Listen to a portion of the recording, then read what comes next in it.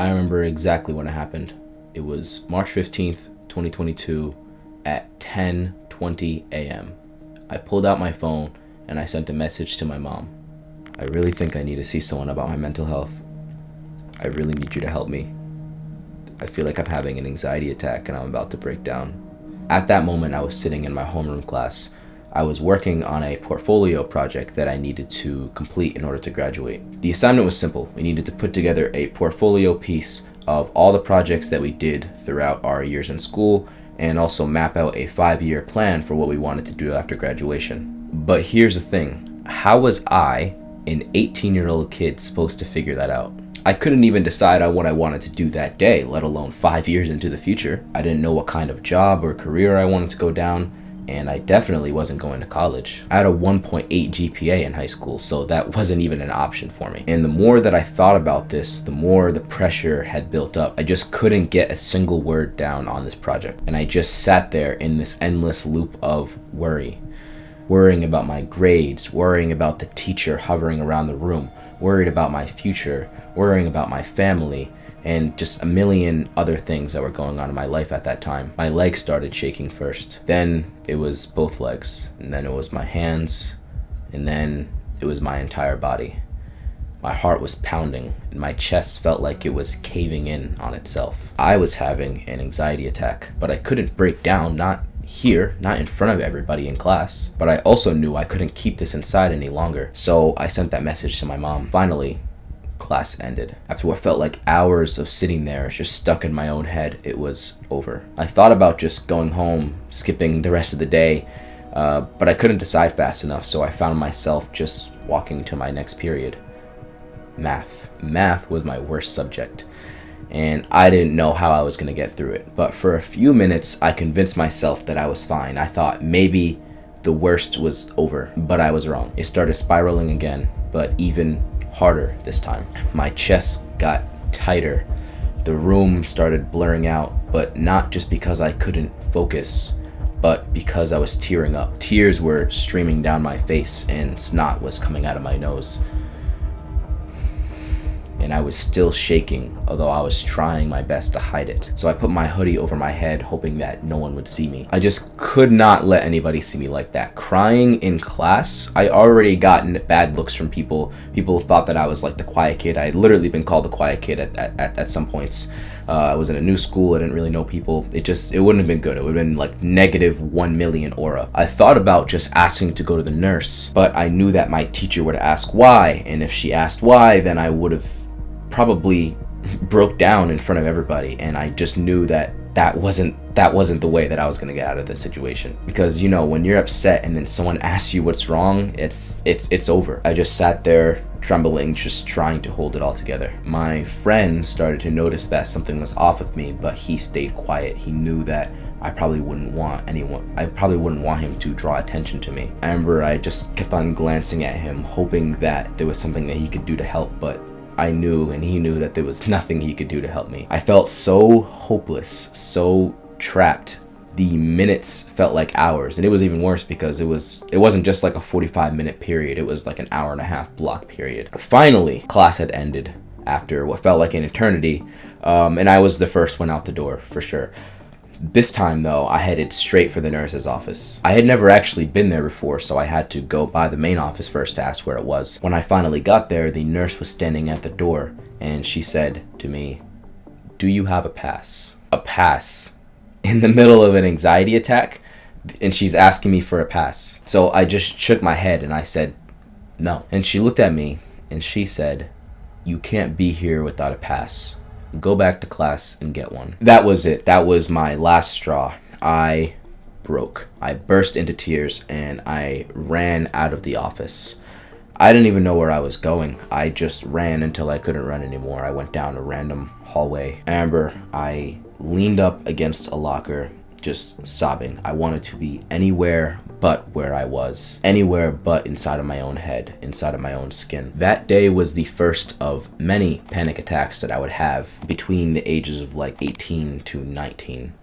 I'm telling you guys a story because I know that it's going to resonate with some of you. Maybe you didn't have a panic attack in the middle of school like me, but you may be able to relate to my struggle. So many of us go through this weird phase where we don't really know who we are. You're trying to balance your school and your mental health, and there's this constant pressure put on you by your parents, by your friends, by society, by social media to look a certain way, to act a certain way, to become a certain person, just so you'll be liked by people that you don't even like. Teenage years are among the hardest years of your entire life, and it's so easy to end up feeling lost, confused, and hurt by the things that are happening around you and the things that are happening to you. You'll experience everything from like love and breakups to butting heads with your parents. I get it. I've been through all of those things. But if you can create a little more clarity for yourself in your teens, you can equip yourself with the knowledge and put yourself in a better position to handle whatever life throws at you. In this video, I'm not going to tell you the generic advice you probably expect, like don't scroll on your phone or save up your money, because you've heard all that stuff before. Instead, I want to give you some real raw lessons that I've learned from my teenage years, which is why I began with that story of my anxiety attack. I was so stressed out about not having a direction to go in life that I had a full-blown panic attack in school. Can you imagine that? And I know many of you guys are experiencing that right now. You're feeling very lost and you feel this constant pressure put on you to go a certain way, or you have to have everything figured out at such a young age, and I'm here to tell you that you don't. Lesson number 1. You don't have to have it all figured out. It's everyone's first time doing this thing called life.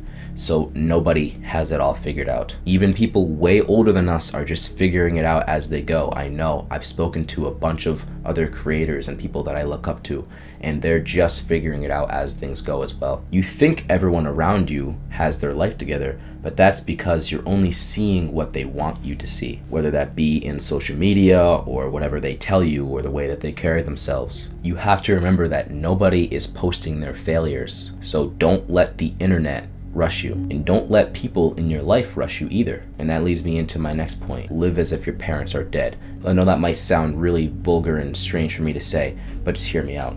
You have to remember that your parents are most likely pressuring you to do something because they think that that is what's best for you. They might be wrong, but their heart is in the right place. And if your family isn't supporting you, don't let that discourage you from going after your dreams. You will be naive and delusional until you make it, just like I was. And I haven't even made it, but just making a little bit of progress will show people what you're capable of. Instead of trying to prove to people that you can do something, just go out and do it unapologetically. So I'm borrowing this idea of live as if your father was dead from a chapter in this book called The Way of the Superior Man.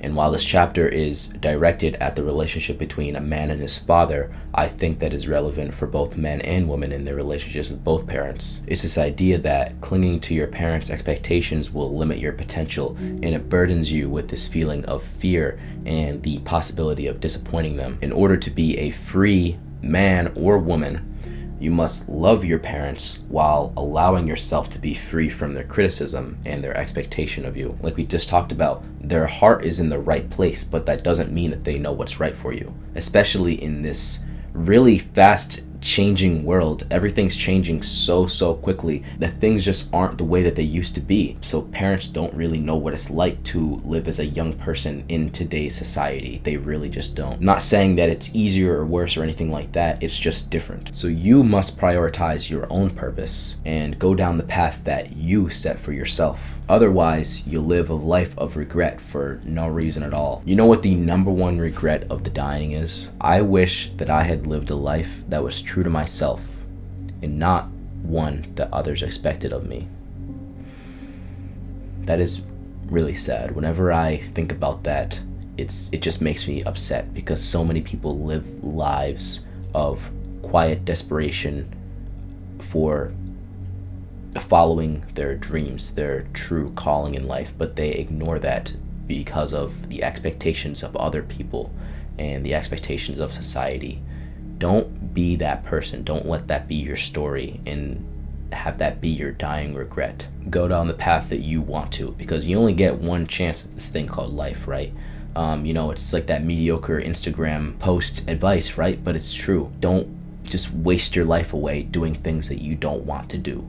And if you don't know what you want to do, that's okay. Lesson number 3. Your future self is waiting for you to start. In the first video on my channel, you can go back and watch it, I mentioned a quote. I said, the best time to plant a tree was 20 years ago, and the second best time to plant a tree is right now. The best thing about that quote is that if you're a young person, you're in that best time 20 years ago, like right now. The best time is right now. So this is your chance to start something great. So whatever you're putting off out of perfectionism or fear of judgment or fear of failure, just start the thing. Just do it. This is not my first YouTube channel. I started posting my first videos way back in 2017 when I was in middle school, and I absolutely loved doing it. But I stopped posting videos shortly after that because I was scared of what people at my school were saying about my videos. Sure, things ended up working out for me, but imagine if I didn't let that fear of judgment stop me. Where would I be right now if I kept on making videos? That all the way back then. Because I know for a fact that the moment that you actually do the thing, you're gonna think, why didn't I start this way before? Why did I wait until now to do it? That was me even when I first posted the first video on this channel. A little side note, I recorded my first video on this channel all in April, and I didn't actually post it until sometime in June. So I took over 2 months for me, over 2 months to actually post the video after creating it. So, and that was just out of like a fear of, again, another fear of judgment of like, what are people gonna say? Or like, it's like a perfectionism thing, you know what I mean? So even the first video on my channel, I still did the same thing. It took me a while to get over this fear of judgment and to just start. But at the moment that you do it, you're gonna feel amazing. So lesson number 4 is to not be so quick to grow up. Don't be so quick to grow up. You don't need to. Because of certain home circumstances, I was forced to grow up faster than the people that were around me. I feel like I've been an adult since I was like 15 years old. I had to start working at 15. And yes, a lot of kids started working at that time, I know.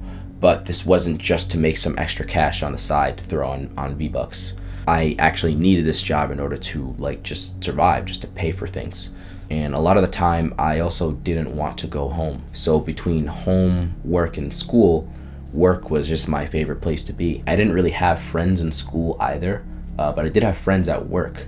And I also went to school during Schmovid, so that just made things like 10 times worse. So yeah, overall high school was just rough, but work made it a lot better, or maybe it made it a lot worse. But because of the fact that I didn't really pay that much attention to school, I focused more on just working.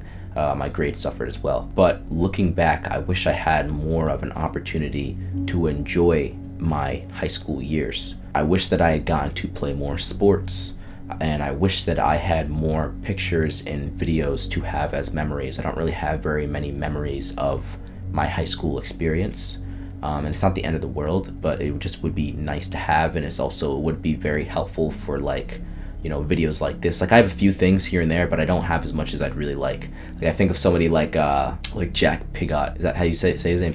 Pigot? Yeah.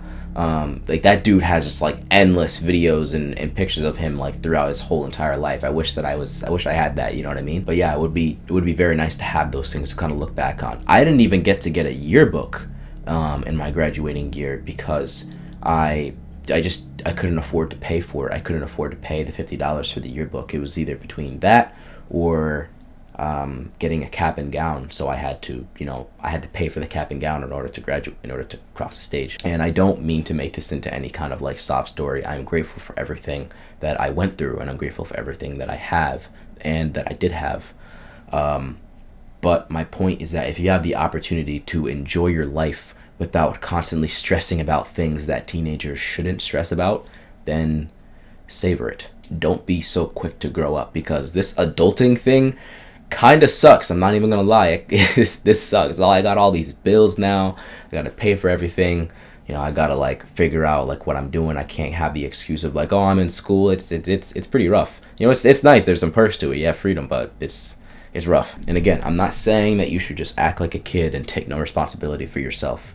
Not in the slightest, not what I mean at all. I'm all for taking accountability. I'm only saying that you should enjoy the lack of responsibilities that you have right now to the fullest. And lastly, lesson number 5 that I think is something that's really, really undervalued nowadays, but is really important, and it's that you should carry yourself how you want to be perceived. In my opinion, there is no greater compliment than being told that you're mature for your age. This applies to the way that you dress, all the way down to your mannerisms and your body language, the way you interact with people. As humans, we subconsciously judge and make decisions based on appearances, whether you want to admit it or not. And as a young person, you already won't be taken as seriously as other people. So take all the advantages that you can get. So use your manners, learn how to speak eloquently, learn how to speak in general, understand like just basic communication skills so you can like, influence people, Most people I know struggle telling the cashier at McDonald's their order. So show up early, work on your handshake and work on your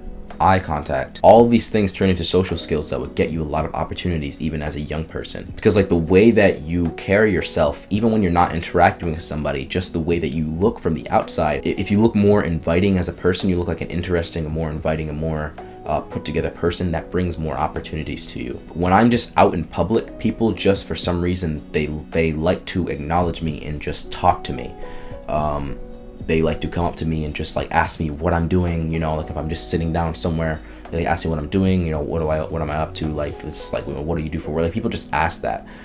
There's even been like a time where someone came up to me and said, I really like the way that you look, like your whole vibe. Can you be a model for my clothing? Things like that will happen depending on the way that you carry yourself. Versus if I went out like with like a super smug look on my face and I was wearing like a bummy outfit, all the time, that probably wouldn't have happened. You know what I mean? I genuinely think that having this skill of like being able to carry yourself in the way that you want to be perceived is really, really, really important. Helps you with like job interviews, helps you into getting into college, gets you into the careers that you want to be in, moving up in your career, just dealing with people that you meet, making new friends, all of those things. It's really, really important the way that you carry yourself. Even the way that I'm speaking right now, if I didn't carry myself and speak the way that I speak and talk about the things that I'm talking about, you wouldn't trust me.